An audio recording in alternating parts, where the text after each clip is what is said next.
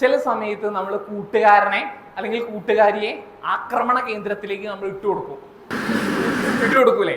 എങ്ങനെ നിങ്ങൾ ഇട്ടുകൊടുക്കുക? സെമിനാറൊക്കെ എടുക്കാണ്ടെന്നുണ്ടെങ്കിൽ അല്ലെങ്കിൽ വല്ല പ്രസംഗ മത്സരമൊക്കെ ഉണ്ടെന്നുണ്ടെങ്കിൽ നമ്മൾ പങ്കെടുക്കാത്ത പോലെ ആഴും. അല്ലെങ്കിൽ ഒരു ബന്ധവും ഉണ്ടായിരിക്കില്ല. കഥാപ്രസംഗം, സംസ്കൃത മത്സരം ചിലപ്പോൾ നിങ്ങൾ കേട്ടിട്ടും കൂടി ഉണ്ടാവില്ല സംസ്കൃത മത്സരം. പക്ഷെ ഇത് എന്ത് ചെയ്യും? സർ അക്ഷര നന്നായിട്ട് ചൊല്ലും സർ. അക്ഷര ഉണ്ടോ അവിടെ? ഇല്ല.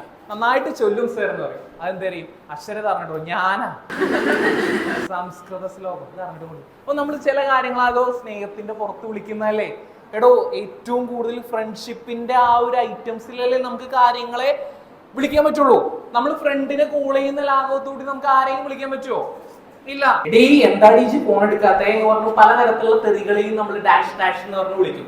ഇത് നമ്മൾ അച്ഛനെ വിളിക്കോ?